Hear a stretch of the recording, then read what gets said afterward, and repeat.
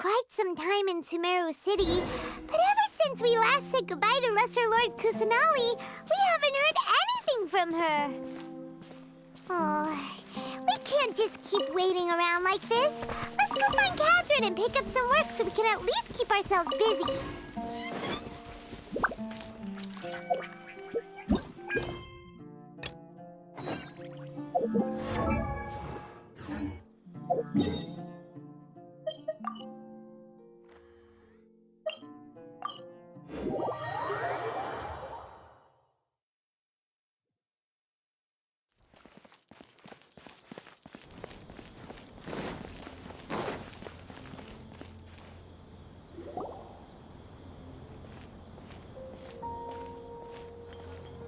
Ad Astra Abyssosque.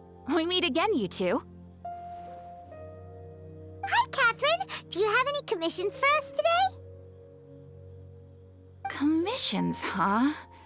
Let me think. Oh, how about this? Please attend the Academia's Academic Symposium this afternoon and recite a love poem on stage.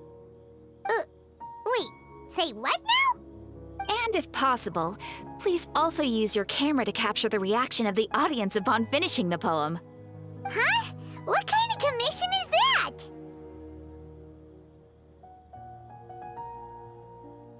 I see. It appears that you're not interested in this commission.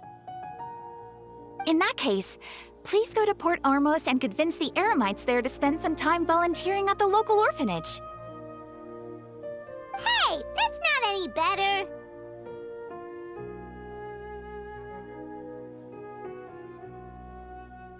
I'm sure the mercenaries will have some interesting reactions as well. Paimon's gotta ask, just who exactly has been submitting these commissions to the Adventurers Guild? Oh, the commissioner? Well, actually, I just wanted to see the two of you in action.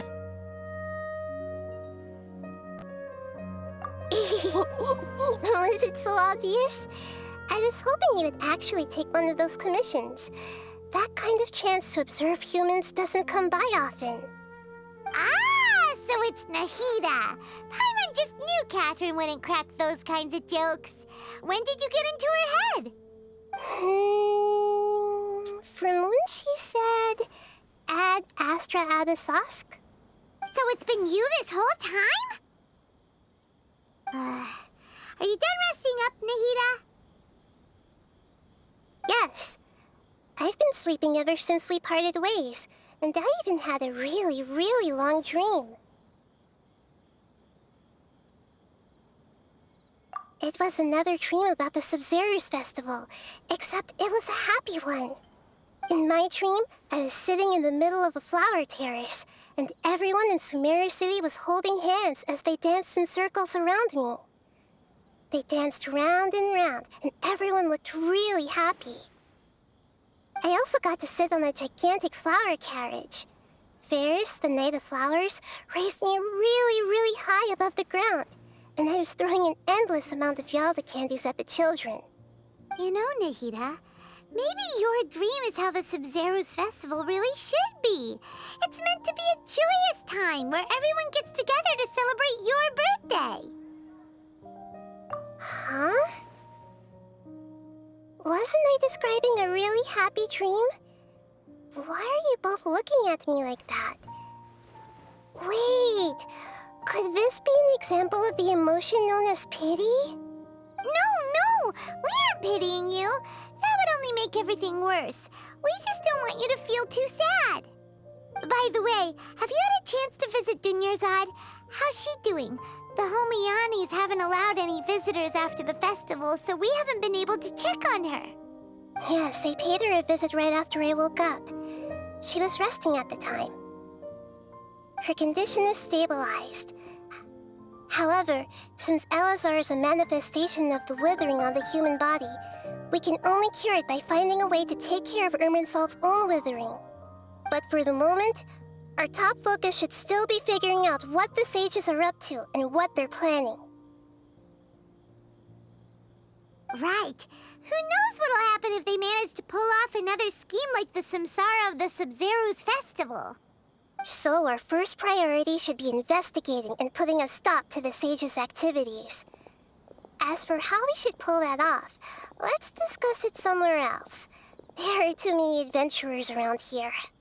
Oh, good point. Sorry, adventurers. We're gonna be borrowing Catherine for a little while.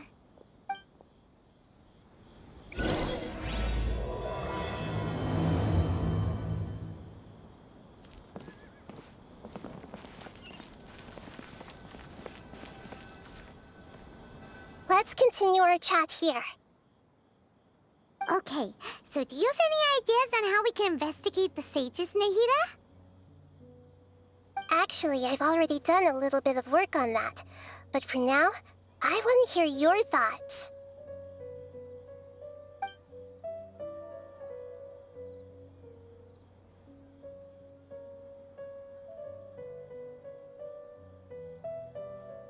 We're in the dark as of now. Since we still don't know anything about their goals, any rash move could tip them off and lead to terrible consequences. After all, every person in Sumeru City is one of their hostages.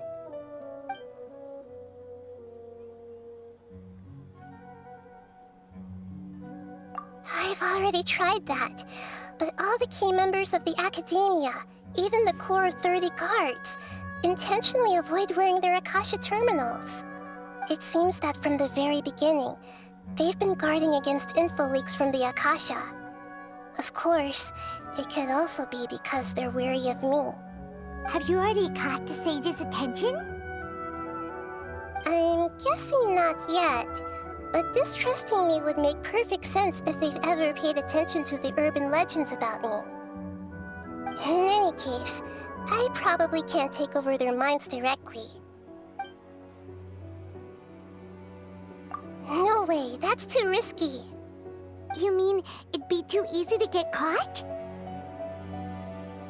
No, it's not that. We shouldn't involve innocent students in this. A single mistake could completely ruin their lives. Doing that would be ignoring the safety of my people for my own selfish goals. How is that any different from what the sages are doing? That's a good point. Spoken like the god of Sumeru.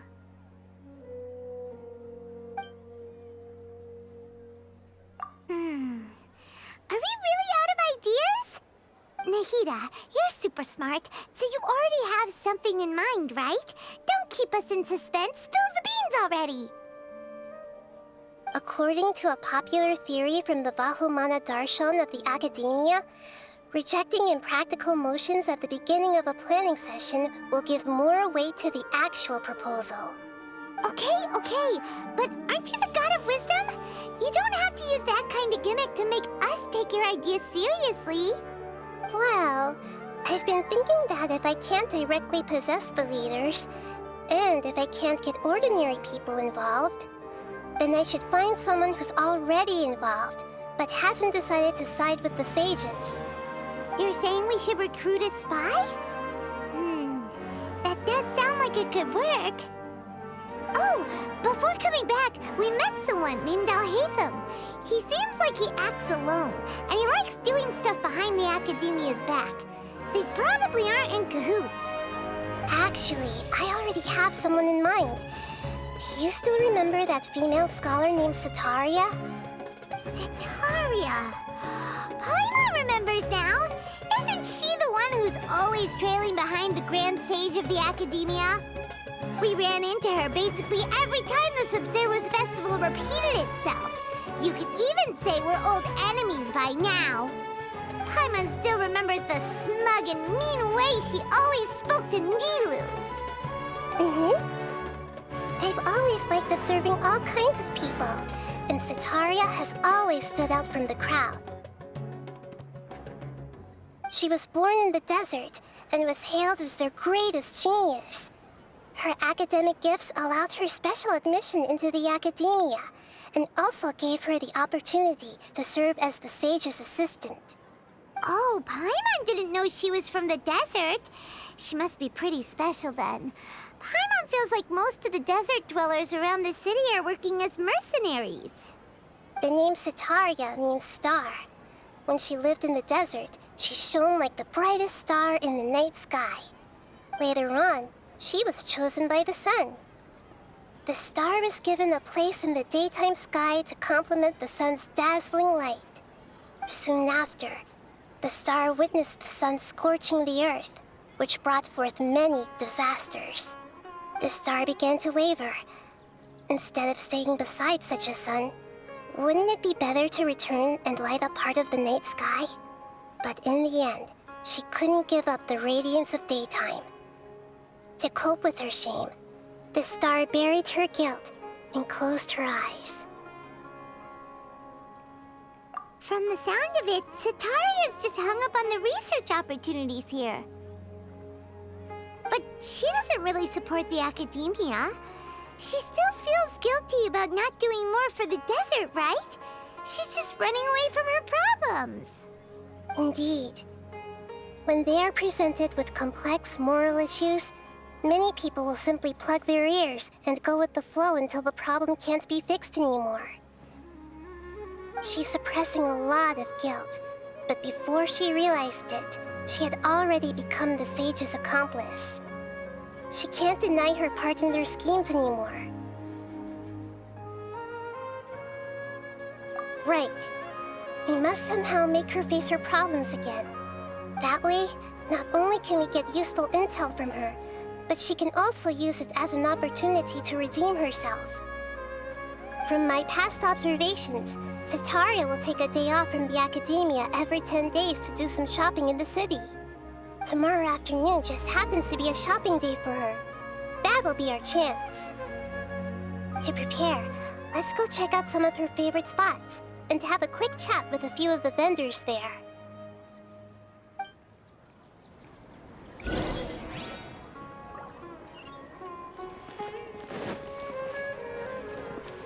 Body and mind. Time to act. This should be Setaria's favorite fortune-telling spot. So should we ask the fortune teller about Setaria? No, I already have enough information on Setaria. The most important thing now is for you to pay attention to the vendor's talking style and key characteristics. Talking style and key characteristics? My poor lost lambs, have you become troubled over your fates? The divine voice of wisdom often echoes between mine ears. If thou be blessed today by the gods, I may be able to show you the way. Huh? Really? Nahida, you've been whispering things to her? Shh. My friend here has some doubts regarding his future. Can we get a fortune reading for him? Of course, of course. In that case...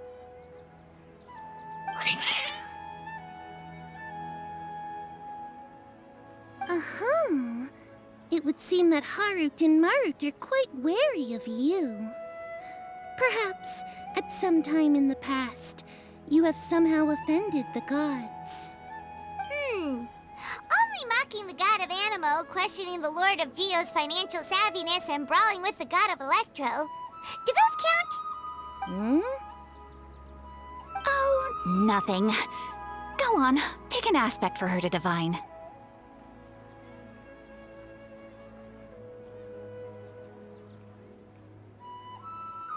Love prospects? No problem at all.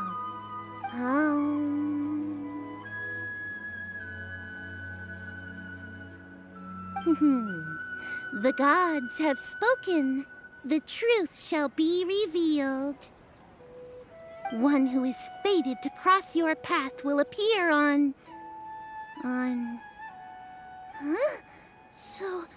So many people will fall for you. How could that be? Harut, Marut, did you two spoil my divination? I've never read a fortune so absurd.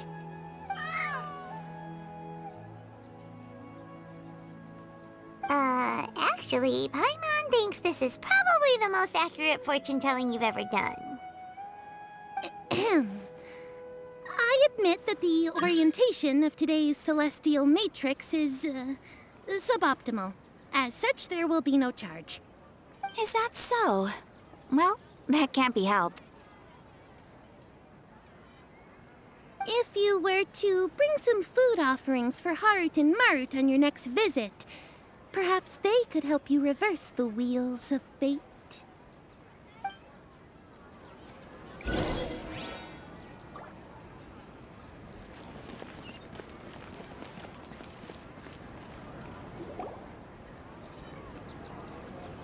Is this another one of Sataria's favorite stalls?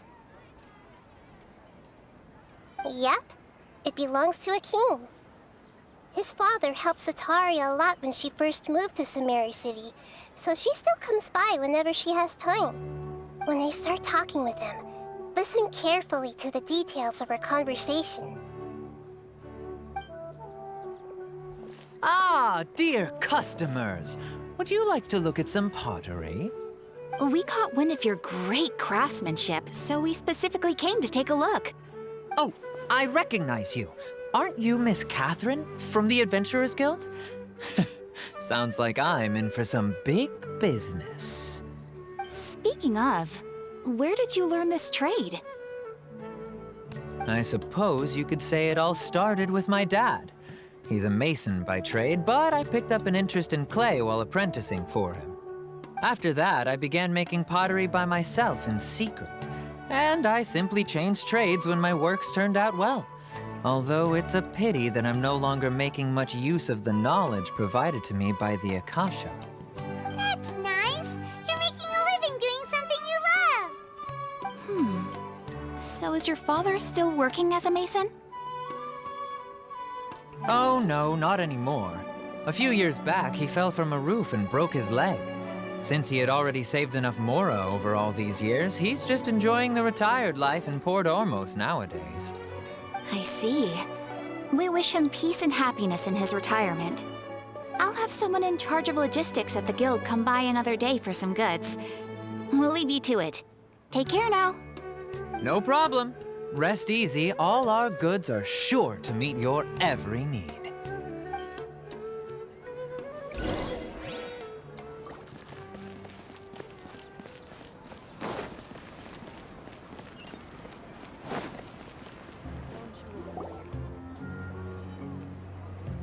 This should be our final stop. Sataria's always thinking of this restaurant when she's working at the academia, so she always comes by whenever she's out in the city. Nahida, you've really thought of everything. It's my duty to protect Samari's citizens, after all. Hi there. I feel like I've seen you down by the docks before. Huh? Sorry, I don't quite remember. If I recall, you were having a discussion with someone about shipbuilding at the time. Ah, that's right! I've always been really interested in feats of marine engineering. After all, I grew up in Liyue Harbor and spent my entire childhood staring at the ships going in and out of the port. I came to Sumeru to study, but failed to make it into the academia due to my lack of talent. But I'm still discussing all kinds of problems with different scholars, and I'm continuing to study and perform research from the restaurant's basement. I'm sure I'll get to the academia after their next round of exams. What an admirable spirit for learning! Amazing! Sure, but you'll find hardworking people wherever you go. So this restaurant has a basement as well? Huh. First I've heard of it. That's right. It's not usually open to patrons. Most of the time, employees use it for breaks or to hold private events. I see. Guess that makes sense. Well, good luck with your studies, Miss Chishan. Thank you so much. As long as I can make it into the academia as an official student, I'll be happy.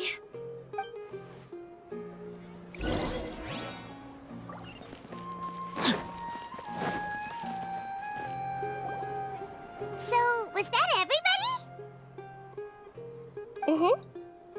familiar faces should be enough for Sataria.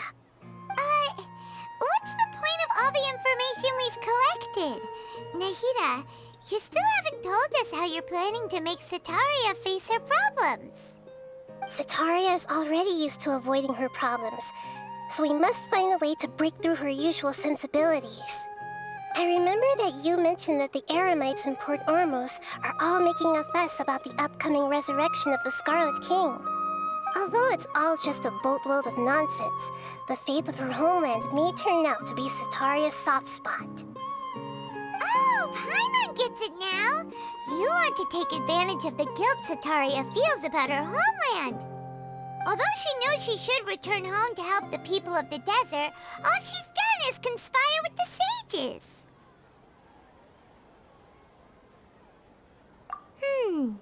So how do we set that up? Well, the Scarlet King is long gone, and Sataria is also too smart to fall for any simple tricks.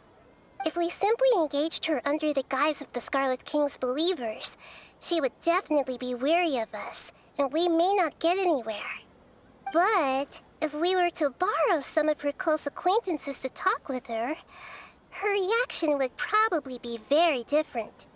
So you mean you're going to possess those people we just talked to? Yep. Possess them through the Akasha.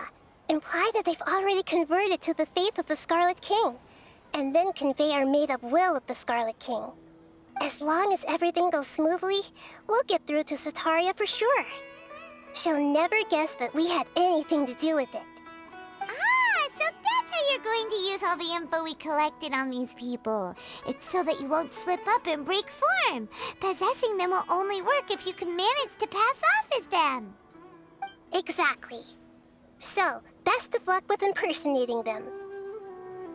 Huh? Best of luck? But we don't know how to possess anyone.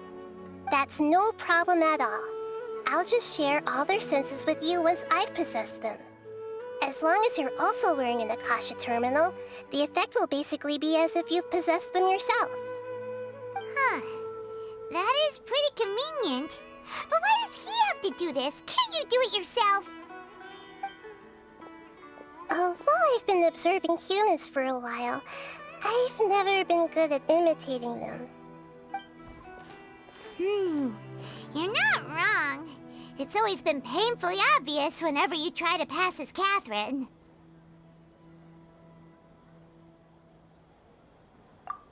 If it was at all possible, I would have preferred to leave these people alone. But seeing how things are now, I probably should just accept it and push on. Yeah, don't beat yourself up over it. We're only doing this to help everyone, and we'll only be borrowing them for a little while anyway. Alright, then let's give it a go tomorrow afternoon.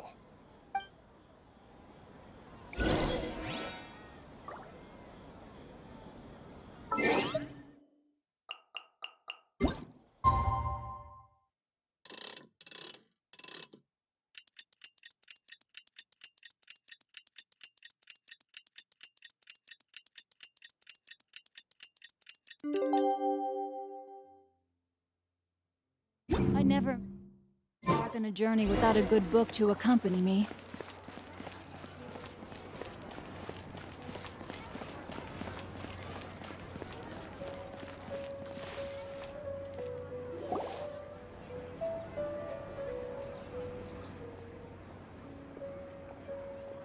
Oh, here she comes. Satari's here. Let's quietly follow her. Once she starts talking to her acquaintances, we'll find a safe spot to begin possessing them. As for how we'll sway her to our side, I'll leave that to you. I trust you'll know what to say. Paimon's starting to feel kind of nervous. Okay, let's go. Looks like they've already started talking. Let's find a hiding spot and get started.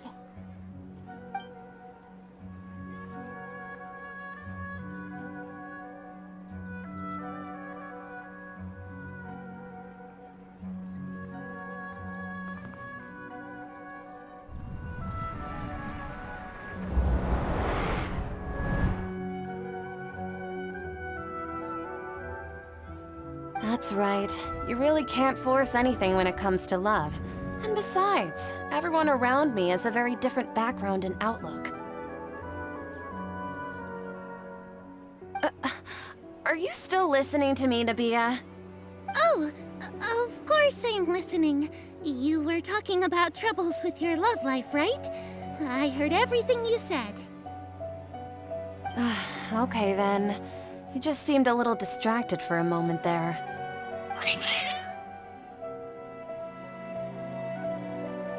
Strange. Your cats seem pretty worked up. Is something wrong? I always thought they were quiet, happy kitties. Oh, what are their names again?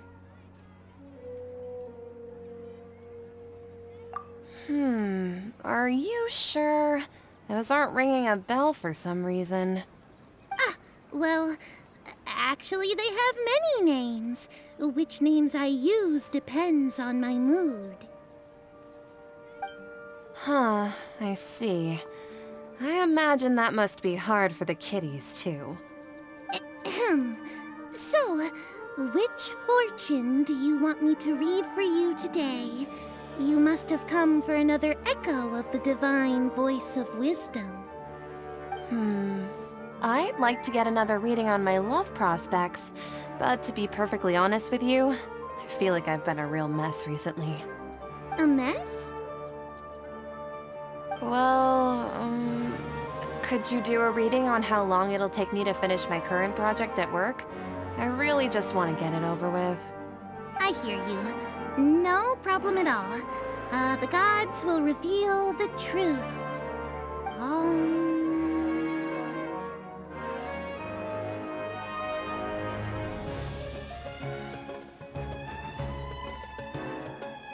The gods are asking, Setaria, why haven't you gone home? Why haven't I gone home? Do the gods really know everything I've been thinking about? Setaria, why don't you just go home? It's a demand now instead of a question. The gods seem to be truly upset. I'm sorry. I know I failed the gods. Please pass on my most sincere apologies and ask for their divine forgiveness. And if I may ask, Nabia, is there a specific god who's speaking to you right now?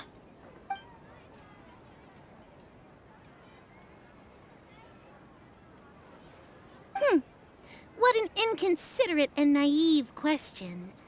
The god who is speaking to me is, of course, the wisest and mightiest of all, the Scarlet King. The Scarlet King? No wonder he would make such a demand of me. Oh, wait a second. The Scarlet King passed away a long time ago. Even though news of the Scarlet King's resurrection has been spreading like wildfire, it's all just a misinformation campaign from the academia. How can the Scarlet King still exist in real life? What insolence! I am the Scarlet King's most loyal believer. Do you wish to refute his voice of wisdom? Oh, no. As a child of the desert, I am only reveling in his power upon learning that his divine glory has touched even this city. I will think very carefully about his demand of me. I'm sorry. I must go now. Wait!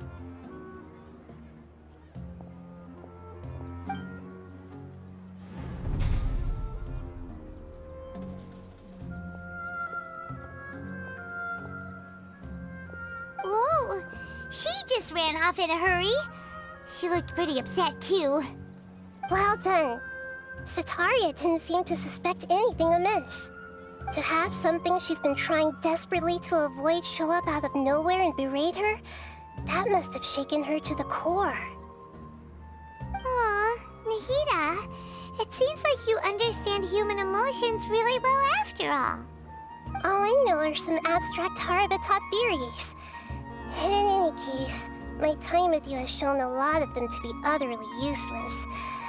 I'm still trying to make sense of everything. Anyway, enough of that. Let's hurry and catch up to Setaria. He's out of Keem's now, right on cue. Let's get ready to possess him right away!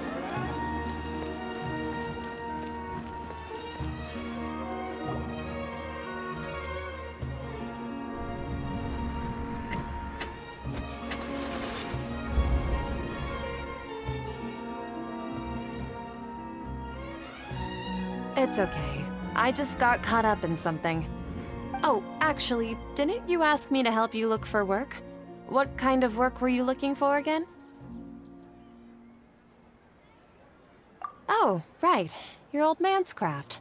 How could I forget? Speaking of, how's he doing? Is he feeling any better?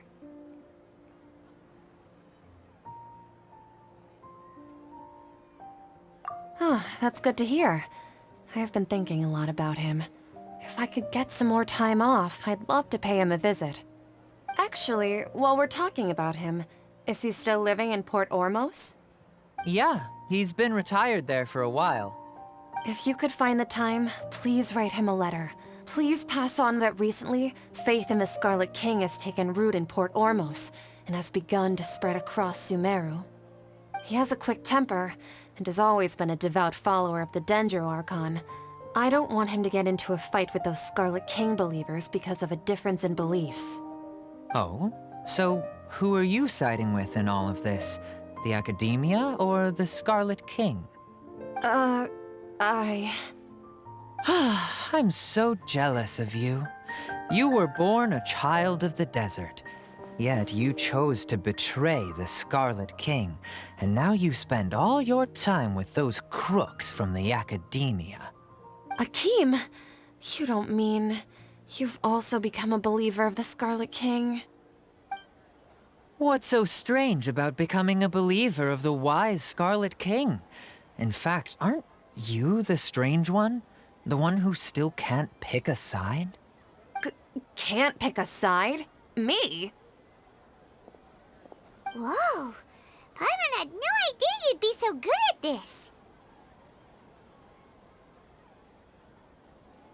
You really zeroed in on the issue and put it right in front of her.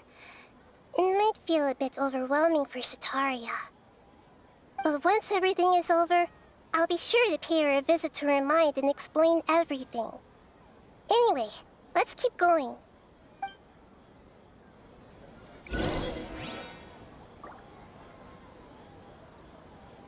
Come on! Sataria's already started talking with Shishan.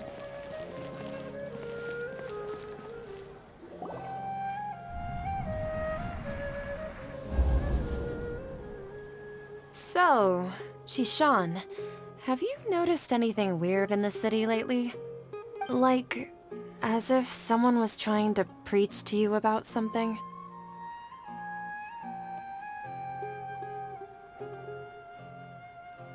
Oh, right. Speaking of strange things, I celebrated the Sub-Zerus festival so many times that I lost count. That was really weird. Wait, how could you be aware of that? That should be impossible. Nothing in the report indicated anything like that. Are you still failing to realize that the Academia's lowly tricks could never deceive all of Sumeru's citizens? Shishan, don't tell me that you've converted to the Scarlet King as well! What an absurd question. You make it sound like I should be ashamed for becoming a believer of the Scarlet King. In reality, shouldn't you be the one who is ashamed? You, who works side by side with the Academia and treated people as nothing more than experimental subjects? Please, please stop! Even now, Sataria's still trying to run from her problems. She can no longer justify everything to herself. Hey, she's trying to talk to the guards. What should we do? This is the most important part of all. Quick, get ready. Mercenary, you're a member of the Corps of 30, correct? Please help me pass a message to the Matcha right away. The situation in the city is getting out of control. Please, try to remain calm, miss. Tell me what's happening in the city. Heretics are infiltrating the city, and they've already converted many residents to their side. Heretics? What kind of heresy are you talking about? The Scarlet King! Many people I know have suddenly started believing in him, but he's long dead. It's impossible. Miss Sataria, nothing is impossible. You know my name? The Scarlet King is immortal, and all who defy him will one day pay the price. You must face the truth, Sataria. You tread a treacherous path, and the longer you ignore it, the tighter the Academia's grasp on you will become, and the deeper you will be ensnared. Child of the Scarlet King, never forget that the desert that belongs to you lies elsewhere. What's so strange about becoming a believer of the wise Scarlet King? In fact, aren't you the strange one? The one who still can't pick a side? What an absurd question. You make it sound like I should be ashamed for becoming a believer of the Scarlet King. Sataria, why haven't you gone home?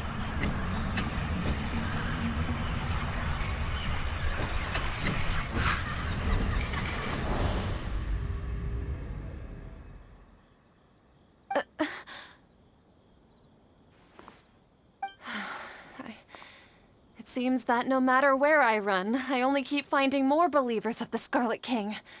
I have to say, this is a familiar feeling.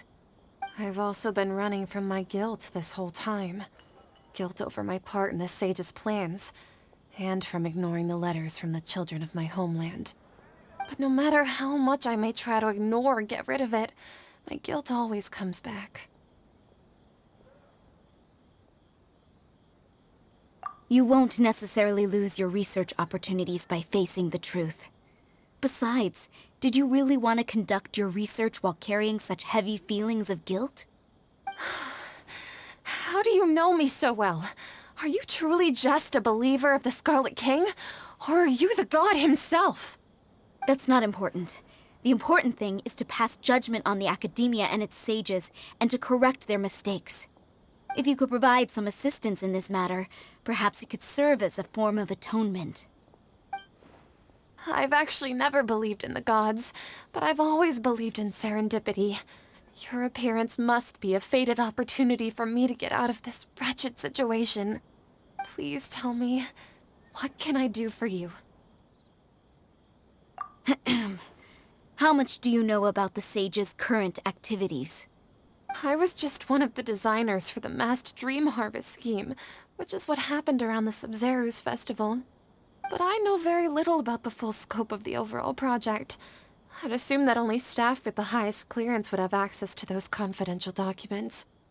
I've just been working to meet the Grand Sage's specified requirements.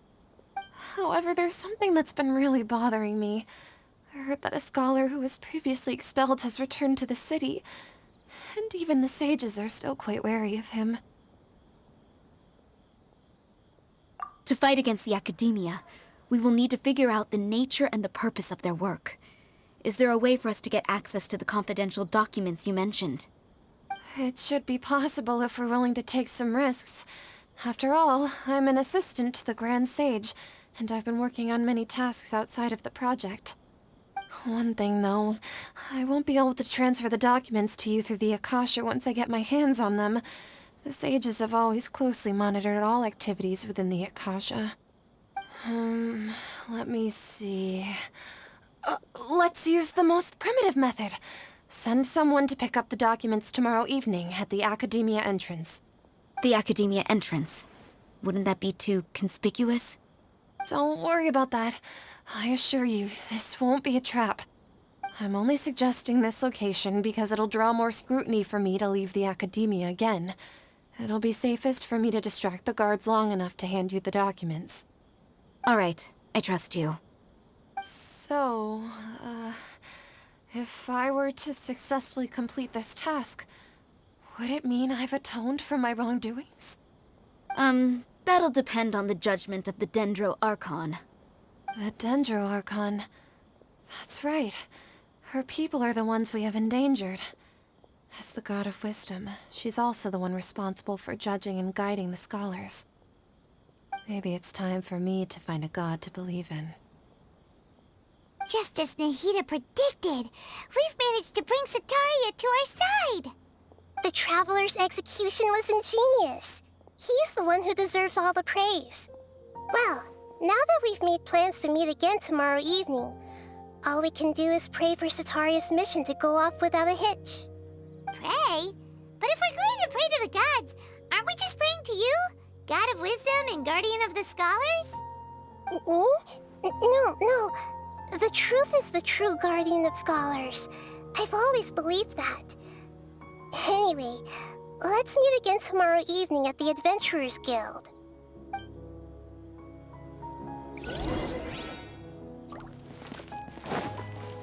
Time to act.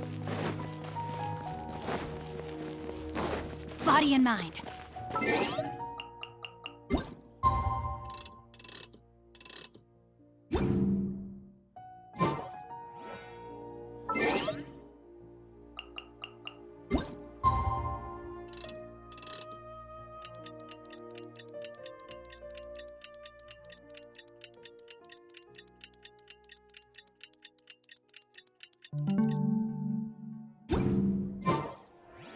It was on a deserted moonlit night.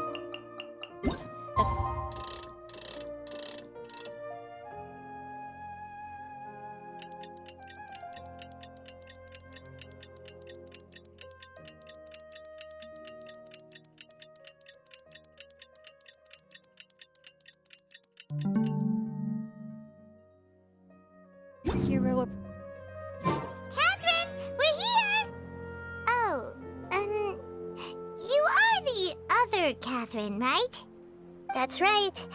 I suppose I'm the other Catherine in your mind. Shh! We're on a secret mission tonight, so we need to protect Catherine's identity. Yep, Paimon's right. We cannot fully rule out the chance that the meetup tonight is just a trap. If something were to happen, my existence may be the only trump card we'll be able to play. After all, the academia should still be unable to confirm the existence of my consciousness in the outside world. Yep, exactly. Just what Paimon was thinking. Anyway, enough about that. Let's just make sure to be on our guard.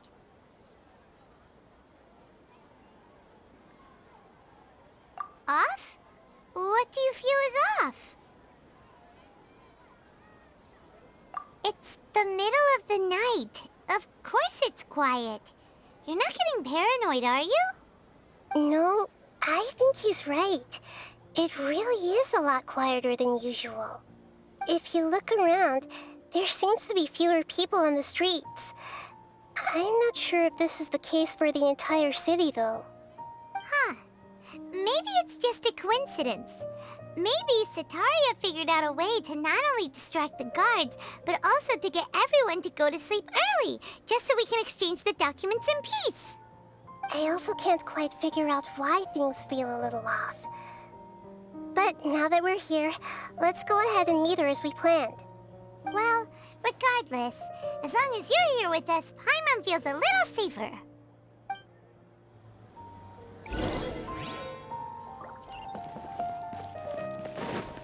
Huh. There really aren't many people out right now.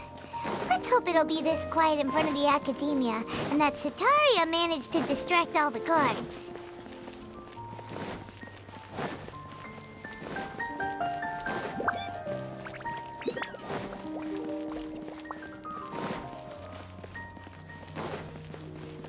Body and mind.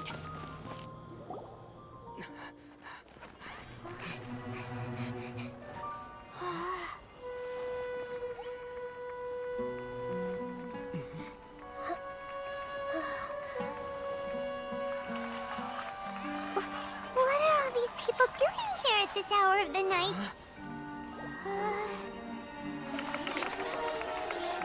Ah, the triumphant hero returns at last. And to a rather spectacular welcome, even if I do say so myself. You're the outcast, expelled from the academia. Indeed I am. Although these days they tend to call me the Doctor.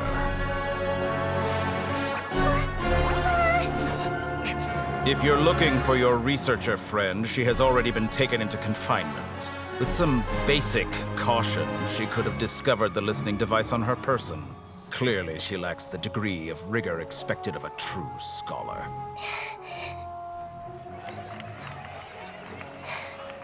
The people of Sumeru City. What have you done to them?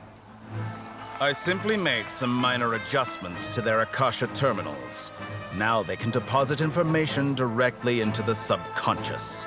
As you can see, all these lovely people now believe this traveler is a hero who has just saved the world.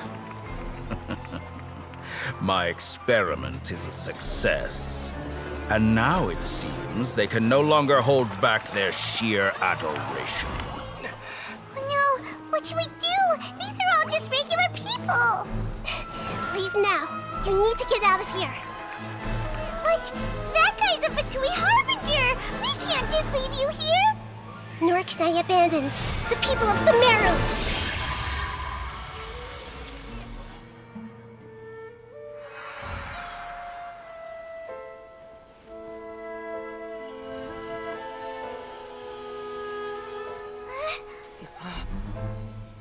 Don't worry. We'll meet again outside of the city.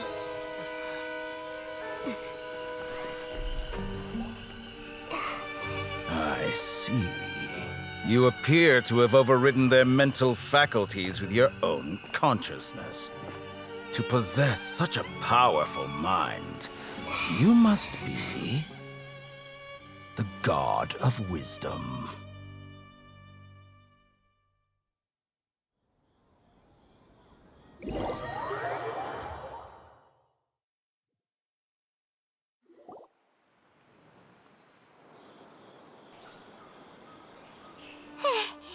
This should be far enough. Whew. Paimon needs to catch her breath first. Is Nahida going to be okay? We only made it out because of her. Paimon wasn't counting on running into a new Harbinger here, let alone such a high-ranking one. That guy was number 2. So scary. He called himself the Doctor. Remember, Tainari told us about him. Sataria did say that someone who once got expelled from the academia came back recently. And that even the sages are wary of him. Yep, sounds like she must have been talking about the Doctor.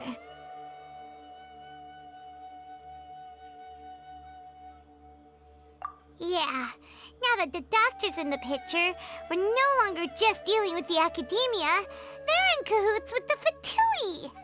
But what are the Fatui after this time? Another Gnosis? Yeah, things would be a lot easier with Nahida's help. Nahida said we'll meet again outside of the city. But we can't just keep waiting around, right? You mean... Oh, right! Wasn't he invited by the sages to work on some project when we were staying with him in the Vidia Forest? That has to be the same project. Even though he turned it down at the time, he might still know something. There's no time to lose. Let's go to Gandharvaville.